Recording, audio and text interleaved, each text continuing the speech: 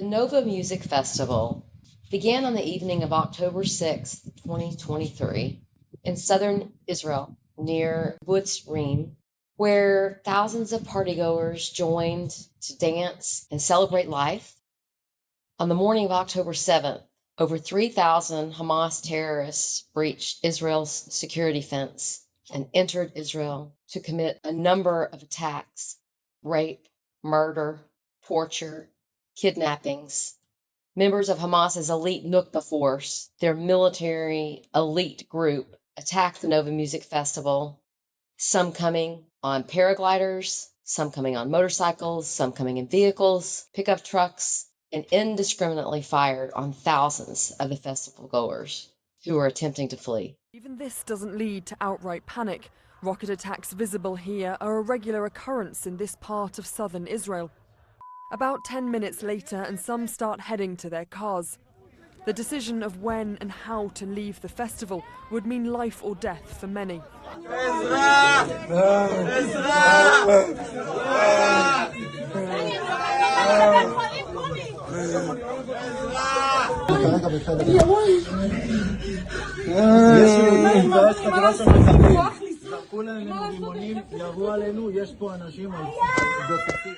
In this episode, we are going to hear from a survivor of the Nova Music Festival on October 7th and see visuals from events that occurred that day.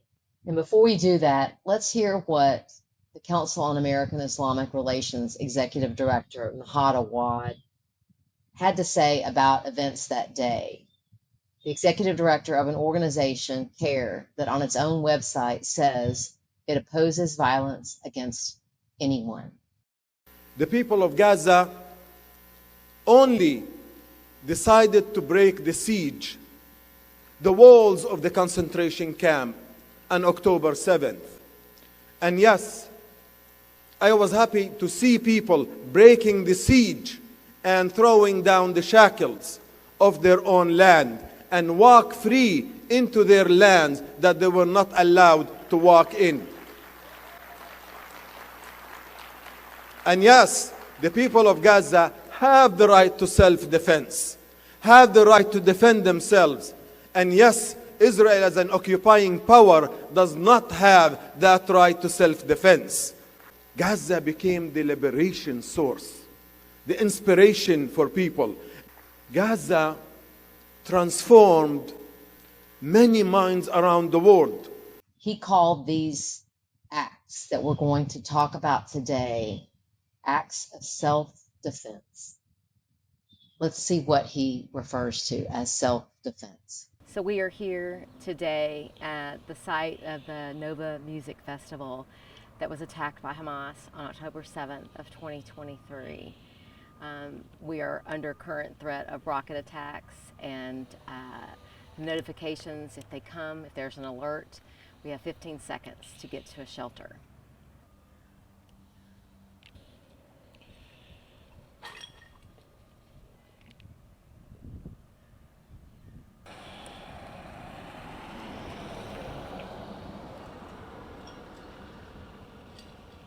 This was a dance floor at the Nova Music Festival where thousands of people danced and sang and celebrated life.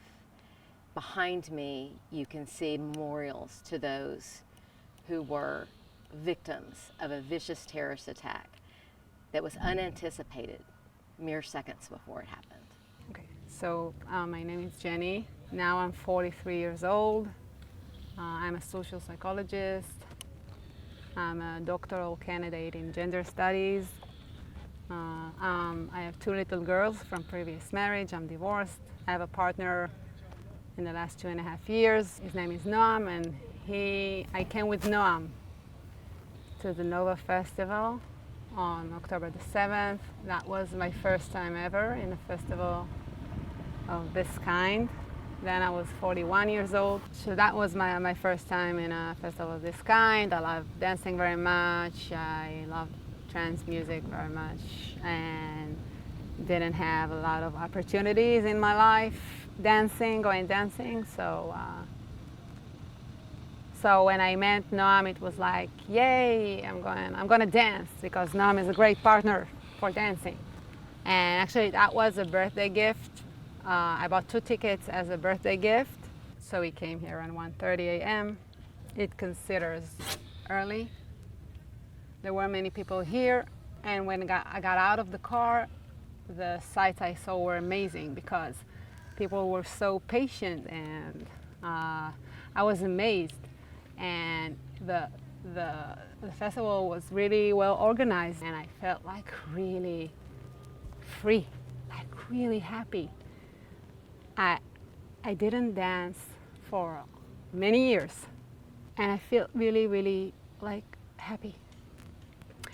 And then, I don't know, maybe half an hour later, I saw a familiar figure in the Mushroom Project dancing area, and it looked like my brother. I have one brother. He's younger than me, 3.5 years younger than me. His name is Shlomi. We grew up together. Our parents worked at the IDF, so we had a lot of quality time, only me and him.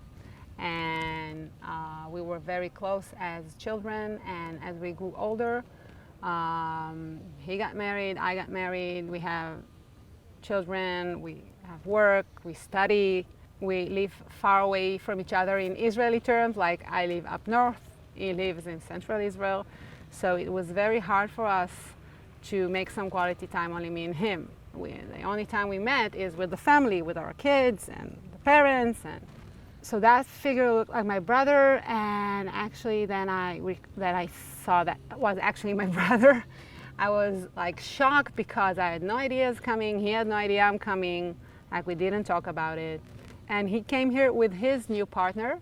He was also divorced, and I heard a lot about her, but I saw her for the first time, and she was so beautiful, and I was so happy for him. And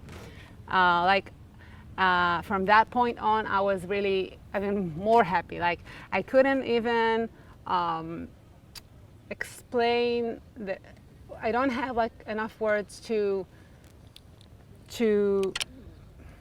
describe like how I really felt. Like, I felt really free, and I enjoyed my time. And at some point we danced together, and we wanted to rest.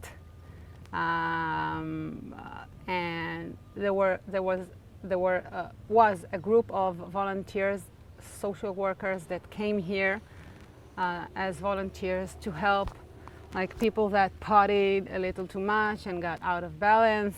So they built a big tent. They called themselves the good people. Like the woman had a blue shirt that says good woman, and the men had blue shirts that said good men, and so you can recognize them from far. And they built the big tents with a place to rest and waters.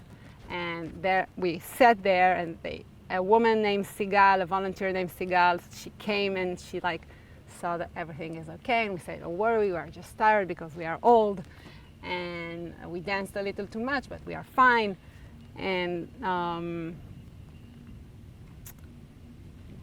then we came back. We came back and started dancing. And at around 6:30 a.m., we weren't together. Me and Noam were on our way to the car to take something from the car, and then we started to hear bombing. And the music kept on going, no alarms, nothing. And I thought that those were fireworks. I didn't look at the sky, only heard bombing. And I said to Noam on the way to the car, I said, are you kidding me? They're doing fireworks? Wow, it's amazing. And Noam says, nobody does fireworks in trance festivals. It can't be fireworks. And then we looked at the sky. And then we saw the missiles, and we saw the Iron Dome targeting the missiles. But we are used to it here in Israel. So it wasn't like such a rare sight. And because we are used to it, we weren't that afraid. And the music kept on going. So we know like it's a 5-minute, 10-minute event, like a few missiles, like Hamas is trying to frighten us. Okay, we're used to it. We laid on the ground, put our hands on the head as we are supposed to, and waited for the bombing to be over, hoping that nobody will get hurt, and then we continue the festival. But the bombing like didn't stop.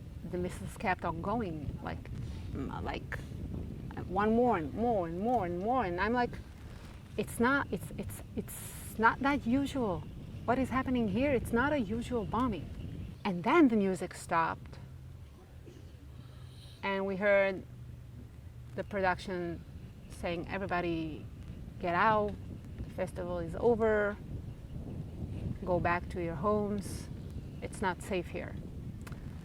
So I was really disappointed because what just happened? Like because of a few bombs, you stopped the festival? I want to dance, like I came here to dance.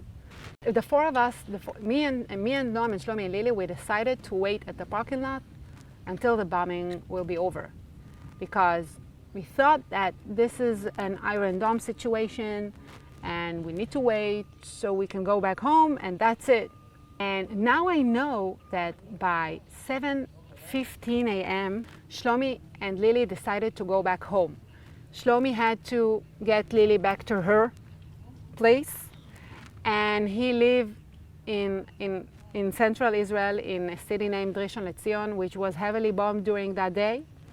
And his two little boys, he has two little boys then, the little one was less than 3, the old one was 4.5. They were with their mom, and their mom had no shelter, had no safe space. And he had one back at his apartment, so he was anxious to go back home, take his boys back to his apartment, and he had to take back Lily. So at 7:15 a.m. he says, okay, I'm going back home. And I'm like, where will you go? There is huge traffic. And I'm like, I need to go back home. And the bombing continues. We had no idea that by the time that Shlomi and Lily decided to go back home, all 3 military bases were conquered. Some of the kibbutzim were already conquered, and the main road is full with terrorists. So I said to Shlomi, okay, have a safe trip, we'll talk later. And we waited here, we waited at the parking lot, and a few minutes after Shlomi and Lily went, we started to hear shooting. For the first time we heard gun shooting. It sounded relatively far. And at the same time, more or less, Shlomi calls me and says, stay where you are, which means at the parking lot. Terrorists infiltrated the area, all main roads are blocked. We had, him and Lily, we had to leave the car at the side of the road. They told us, till this day I have no idea who are they. They told us to leave the car at the side of the road and go by foot to a safe place. And this is what we do. So he says, I'm far away from the car. I'm on my way to a safe place. Stay where you are.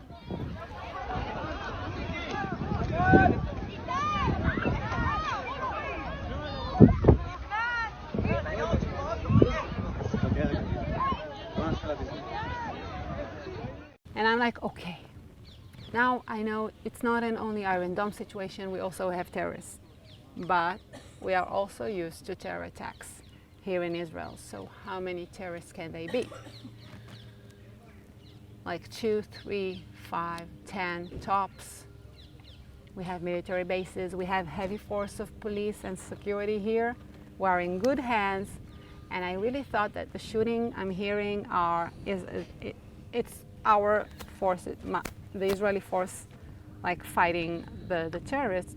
And all I need to do is to wait at the parking lot for whatever is happening to be over and done with, and then we can go back home.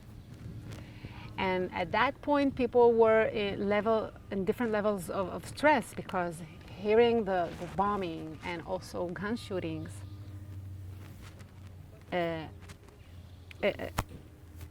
you feel like you're afraid. And what me and Noam did naturally, like we said, okay, people, we thought we need to wait for for the Israeli force to kill the terrorists and we can go home.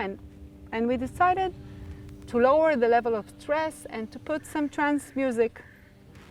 And we took our Bluetooth speaker and this is what we did. We put some music and we gathered people around us and we had some snacks and sandwiches and water in the car, and we gave people like sandwiches and snacks. And one of the people that came and heard the music and came was a bartender that worked here.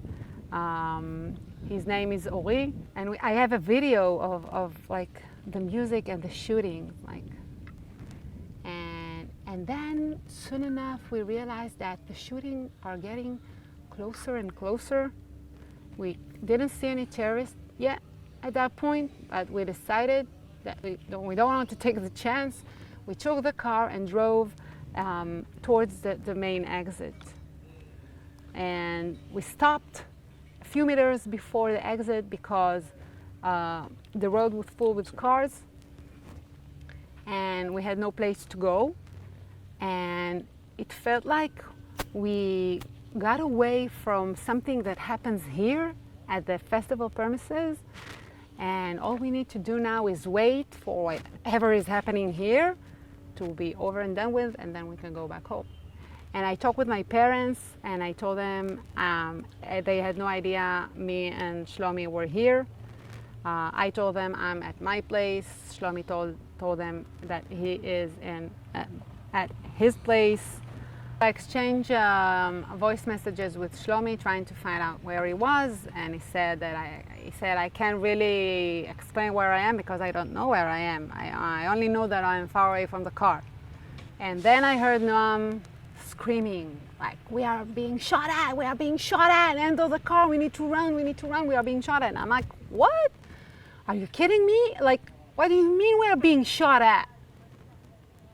And then I realized that I'm actually being shot at. Like, the terrorists entered, they surrounded us actually. We ran from the festival like towards the exit, and then they came from the main exit back to the festival and started shooting everybody. What we did is actually we ran back to the festival running from the terrorists that entered from the main entrance. But we came back to a killing zone. Like, people were already butchered inside the festival. And we heard people, like, a lot of people ran back to the festival by foot in their cars, and we heard people screaming, we are being shot at, take us out. Like, let us inside the car, take us out, take us out. And this is what we did. We had a 7-place car, and every few meters, me and Noam like stopped and took one more, two more. A total of 15 people, including me and Noam. One of them screamed at something happened to her husband, and she has 4 children, and she begged us to take her back home. And she said, I don't know where my husband is, and I don't want my children to stay orphan, and please take me back home, take me back home. And somebody shouted, I was shot at, take me to the hospital, take me to the hospital. And like, we stopped the car and he got in, and I was sure that all we need to do is like find a connection point. We drove inside a forest, and I was sure that all we need to do is find a connection point to the main road. And from there, back, like finding Shlomi back home, going back home. And I told that mom, the mom, I told her, don't worry, we'll take you back to your children. And I told the wounded man, I told him, don't worry, we'll take you back to the hospital. We drove a private car with 15 people. We need to dodge not only bullets or terrorists, but also like stones and potholes. And at some point we had to stop. You saw a figure between the forests. We had no idea if it's a terrorist or somebody that needs help. And now looking back, I know that was a terrorist. But we didn't know at that point, and there was a van behind us, and that bypassed us because we stopped, and people are running. it's not a good time to stop. And the van that was behind us, it bypassed us. And then we drove behind the van. And then the van knew where it's going. So we drove behind the van, and we drove after the van, and then the van found a connection point to the main road, and then we got back to we found a connection point to the main road. And we were sure that this is it. This is it. I'm like, I want to call Shlomi, ask him where I was, and take everybody home, and that's it. And we started driving, and soon enough we realized that the main road is full with terrorists. Like, we are being shot at constantly in all kinds of ammunitions, not only guns, not only bullets, and we got to the terrorists. They blocked the main road in all kind of spots, and we got to one of their blockage, and we had to stop the car because we couldn't continue with the car, and we all 15 people, including me and Noam, we got out of the car and started running by foot. And then I realized that all those who were in the van that bypassed us, and actually we drove behind that van, he stopped a few meters before us, all the people that were inside the van were shot. So that could be easily us. And we started running. We were actually like sitting ducks. At some point, my vision became selective. That was my way of protecting myself. What do I mean when I say selective? It's like I heard everything. I heard people screaming. I heard the terrorists. I heard people crying, but I couldn't see the terrorists, and I couldn't see the bodies. And at some point, Noam froze, and I'm like, why are you stopping? Like, we are being shot at. I screamed at him, we are being shot at. Why are you stopping? Like, and only when we talked about it, a few days later, he said that he stumbled the body. And my vision was so selective that I stood next to him and I couldn't see the body. And that was my way of staying in control. So this is what helped me to stay in control and continue running and looking for a hiding spot. So he came to his senses, continued running.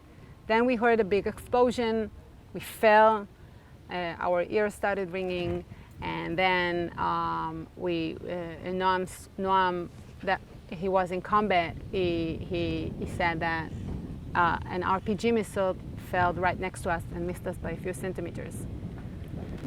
And I'm like, okay, I have my body is, I have my head, I have my legs, I have my hands, I can keep on running. We kept on running. I'm fast forwarding because a lot of things happened, but eventually we found a bush. We hid inside a bush. It's like branches and leaves. It's not a bulletproof. It's not a shelter. It's a bush. A lot of people hid inside that bush. I laid on the ground, and the shooting all around me, and I'm like, I'm really scared, but the first thing I'm doing is I open my phone and I can't talk. So I sent a text message to Shlomi at 8:37 a.m. asking him if they are still okay. And 10 minutes later, he writes back and he says, "We are fine, where are you?" And I was so caught up by the shootings that I didn't realize that he asked me, where am I? Not that I could explain where am I. I said, I'm inside a bush. So I said, we are fine, closed the phone. And I said, okay, Shlomi is fine. Now my mission is to stay out alive. This is what I need to do. I need to get out alive, take Shlomi and go back home. And then we heard somebody shouting, all those who are here, it's not safe. The place is full with terrorists. All those who are hiding here, get out of your hiding spots and run to the other direction. And I got out of the bush. We got out of the bush as fast as we could. And then I remember really clearly, yeah. I remember a policeman with a small gun using one of the cars as a shield and fighting the terrorists, and a policewoman screaming, I'm out of ammunition, I don't know what to do, I'm out of ammunition. And he screams back, so run, I don't know what to tell you, just run. And these are Shael and Alona that I told you about that fought bravely against the terrorists, and it cost them their life. And he kept on fighting, and she kept on fighting till her ammunition was done. And Shael's screaming saved our life. So we got as fast as we can outside of the bush, only to find out that the terrorists threw a grenade towards the bush that we were hiding at, and there were some people that weren't fast enough to get up. And then we ran all the way to the other direction, and I heard somebody screaming like, hey man, help me take her out. And somebody says back, I already checked her, she's dead, keep on running, run for your life. And then we got to a bush, to an orchard, a grapefruit orchard. And we decided to hide inside the orchard, inside one of the trees. These are small trees, the fruit weren't cut yet, and it looked like small domes of leaves. And we chose one of the trees, me and Noam and another man and a woman. We hid inside the tree. We sat on the ground, covered ourselves with leaves. That was 9 a.m. And the first thing I'm doing, sitting, cover myself with leaves, and the first thing I'm doing is sending a text message to Shlomi, asking him if he's still okay, and on that text message he didn't answer. So from that point on, I sat there for 5 hours on my left foot. I challenge you to sit for 10 minutes on one of your foot, and then recall that I sat for 5 hours. We heard everything that happened alongside the main road, all the atrocities that Hamas committed there. At some point, they entered the orchard because they saw people entering the orchard, and they saw people hiding inside the trees. So they entered the orchard and started shooting at the trees, and we heard them shooting at people and taking people outside of the trees.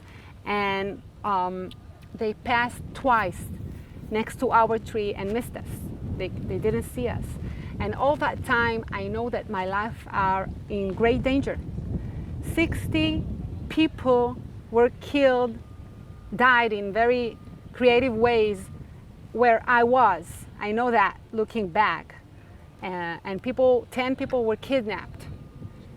And they passed next to my tree and missed me, missed the 4 of us. That is crazy. Like, we saw their faces, but they couldn't see us. And I knew that my life were in great danger, but I didn't care. Because the only thing I cared about is that my brother doesn't answer. Like, I kept on texting him. Texting, and he didn't answer. And I'm like, I mumbled to Noam. I said, like, Shlomi doesn't answer. And he said, don't worry, like, mumbles back because we can't talk. He's fine, he's fine. I said, no, we are fine. He is not fine. He doesn't answer. We will be fine. Fast forwarding, after 5 hours, the fire started. We had to leave the orchard, taking the chance that maybe the terrorists are still inside. But fortunately, they weren't.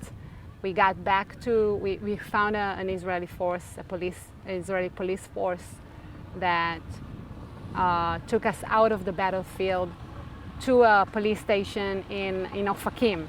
And I started to look for Shlomi because at that point there were lists that were published on the media of wounded lists, kidnapped lists, survivors lists, all kind of lists. And I'm letting my friends know where I was.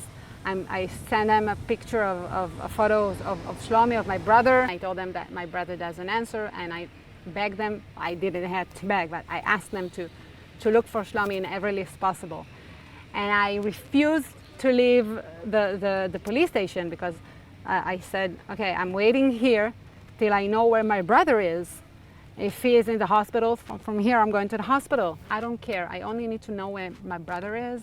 From the police station, I'm going to where my brother is. I'm taking him, I'm going back home. I was with him at the battlefield. There is no way I'm going back home. No way I'm leaving my brother behind. We had a big fight only a few days before the Nova. And we didn't talk for days. But no matter what, whenever I needed my brother, it was always there for me and the other way around. So there is no way I'm leaving him. And at some point I had no battery. There was no charger at the police station. And a policeman came to me and says, we are starting a curfew. No one can get out, nobody can get in. And I didn't care that nobody can get out because I didn't want to get out. But I did care that nobody can get in, which means two things. Nobody can get in with a charger, and Shlomi, maybe he will come somewhere else. And if Shlomi will try to call me, or any new information about Shlomi, and I don't have my phone, this is the reason I decided to get back home. And in some ways, going back home was harder for me than actually having my life in risk, because it's like leaving your loved one behind you. It's like abandoning him. We looked for Shlomi for 7 days until we got the knock on the door that says that my brother's body was identified. And a few months after that, the trees that you see behind you, family came to plant trees to commemorate their loved ones. And when my parents came here to plant Shlomi's tree, my mom, she looked at the sky, like talking to my brother, to Shlomi. And she said, look, we won. Where they killed you, we are now planting a tree. Shlomi is not the only one who died, because also his girlfriend, Lilia, she was killed also, and also the social worker that came to talk to us in the tent, her name is Sigal, she was also killed. And also the bartender that heard our music here at the parking lot and came and ate one of our sandwiches, he was also murdered. And the woman's husband, the woman that screamed, I have 4 children, her husband, Shai, is also dead. We don't know what happened to Shlomi. This is crazy. We have no documentation of what happened to him. We don't know where his body, from where her body was picked. It was such a chaos here that the only thing that was the most important thing was to check the bodies to burial. A lot of people came here to volunteer to find bodies, and so there is nothing that is documented. So, and we didn't even recognize the body ourselves, because my mom, when she came to the rabbi and she asked him to open the casket to see if that is her son. And he said, trust us, this is your son. He was identified by DNA. And he said, okay, but I want to see him. And he said, I strongly advise you not to open the casket. Remember him as it was. And she really insists, and the rabbi insisted back and says, I'm not doing that. I'm not opening the casket. So we didn't even saw what happened or how his body looked like. And so we have no idea not what happened to him, where he was when he died, and what happened to Lydia also. It's terrible. So this is my brother. This is my brother Shlomi. I'm just gonna read because I'm too emotional. So he was a devoted father, a loving son, supportive brother, of course, dear friend. He was a senior staff software engineer in a well-known American company named ServiceNow. He was highly appreciated. He loved basketball very much. Me too. He was a talented photographer. He believed in self-fulfillment and the pursuit of meaning. He was a musical genius. He had a lot of knowledge about music. He was like a human encyclopedia of music from all genres and all periods. And actually came here to this festival because he loved trance music, but he also loved classic music, the 60s, like blues, jazz, Israeli music, rock and roll, everything. He was brutally murdered, and he has 2 boys. The little one was less than 3. The big one was 4.5 when he died. My brother is real. It's not it's not a fake number. Like, this is his face. This is his family. This is his story. He is real. Lilia, his girlfriend, is real. She's not a fake number. It's not an AI video. She was 38 years old. She has twins from a boy and a girl, twins from previous marriage. She is a doctor in biochemistry, and she was on the verge of developing a protein that was supposed to help diabetes. You were cruelly taken in the heart of a celebration of life, but they cannot extinguish the love that remains, the memories, and all that you were, a rare soul. We continue to live also for you, to remember, to tell, to love, to do good, because that's what you would have done. Always with us in our hearts, in every breath.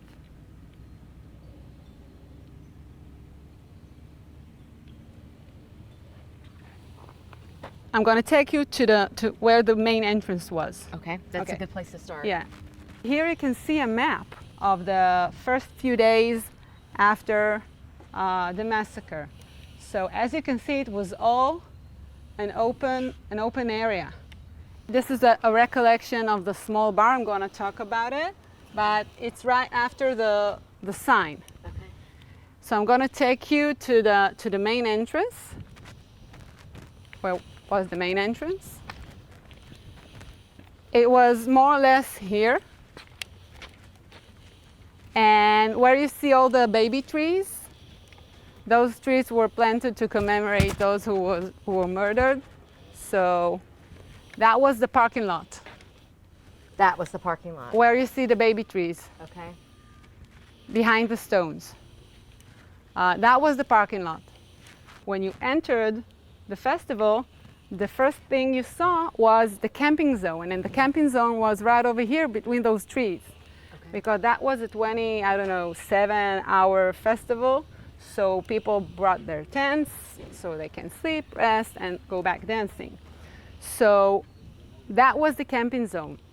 To get to the dancing area, you had to go past the camping zone. And you can see all the people, and like, it was amazing. It was amazing. It looked like a big city.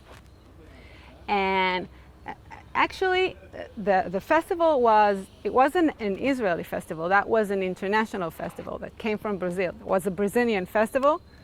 The official name is the Universo Paralelo. And it is held each year in a different country, and this year Israel was chosen, so it was the Universo Paralelo, the Israeli edition. And everybody knows the Nova, but actually that festival was held in cooperation with 2 lines of festival. One line is the Nova line, and the other line is the Mushroom Project line.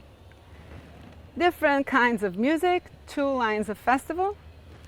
And when you entered the premises, you can see 2 areas. The small area was the Mushroom Project area. We had a small bar and we had a small dancing area, and that was the Mushroom Project. And the big area, which is right behind you, that was the Nova, that was the big bar, the Nova bar, and the Nova dancing area. And actually where you see the small signs, that was the main dancing area, the Nova dancing area. But there was 2 dancing areas and 2 bars. And the reason I'm mentioning that there was a Mushroom Project line of festival here, it's because the 2 producers, twin brothers, Osher and Michael, were both killed. Only child to their moms. And actually, at the small bar, which means the Mushroom Project bar, a lot of people were killed.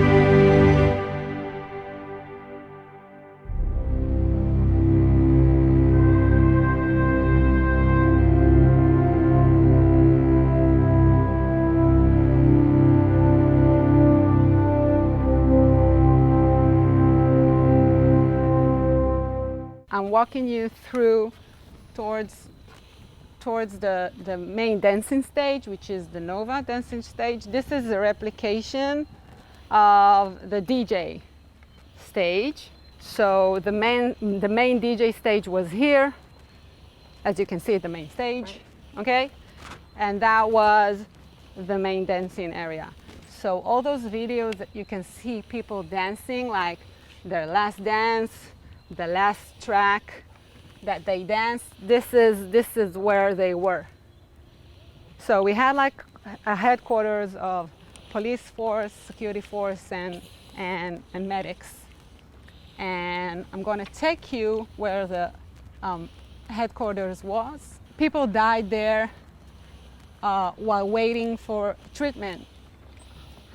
Like people that were already shot or hurt in some ways came to the headquarters to get some treatment and to notify the police and the security, and then the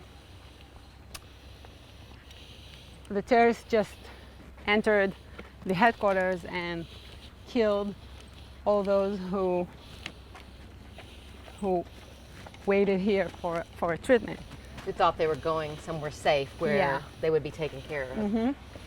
Now you can see here all the photos of the policemen and women that died while defending us. A lot of brave policemen and women that took their life, put their life in danger to save us. So this is all those who died while protecting us. You can see here all those who died here at the headquarters. Policemen, women, and also civilians. Actually, Bar, she came here after she was shot. And she came here to get the treatment, and Liron was one of the people who came here to dance, but she was a paramedic. She didn't came here as a paramedic. She came here as a civilian who wanted to dance and enjoy her life, but she didn't know Bar, and she treated her wound, and she waited here, although she saw the terrorist coming towards here, and she still stayed here, and it cost her her life. She stayed here to treat people. See, this is Bar, and this is Liron. Bar and Liron.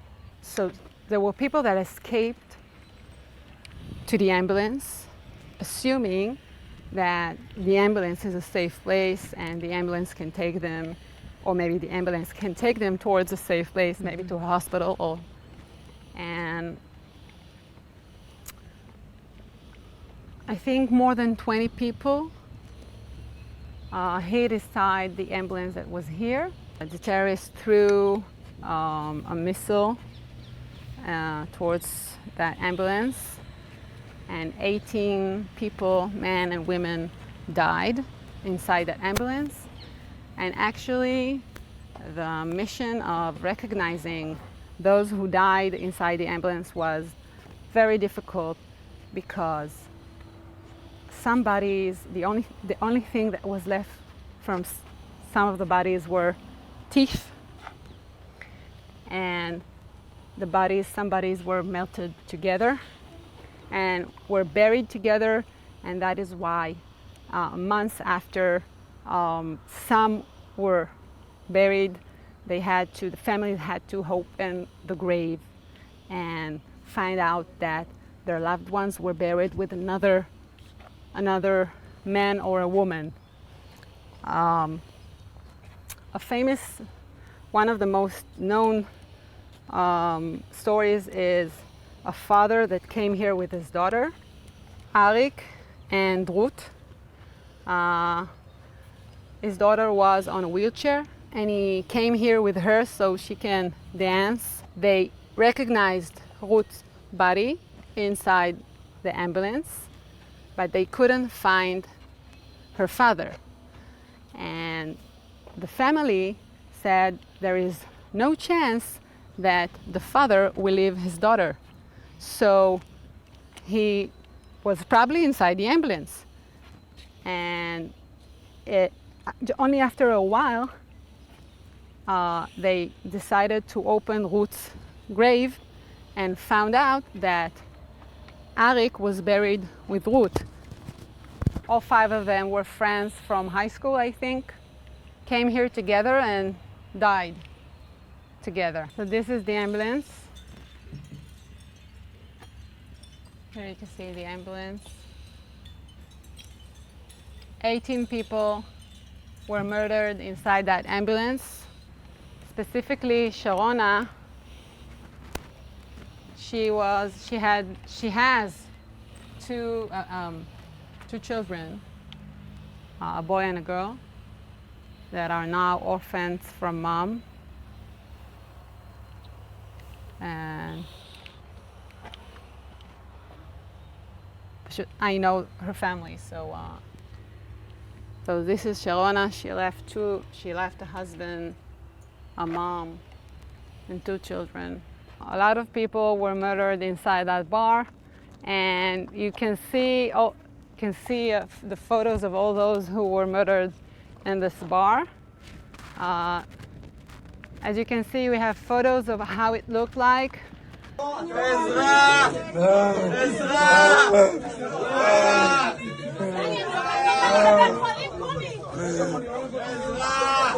want to walk you through a collage of all the 417 men and women that were killed in very creative ways. We can see here the father and his daughter that I talked about. A brother and a sister, Gidi and Noah. 2 sisters and a nephew. This is their nephew. This is brave Matan. He saved a lot of people. Actually, there were a lot of heroism here. This is Stav. She left 2 children behind her, a sister and a brother. Actually, she was at the festival, and he came to take her out and died on his way. A husband and a wife, both of them were killed, and they have 2 daughters. Celine left young baby, a 6-month-old baby.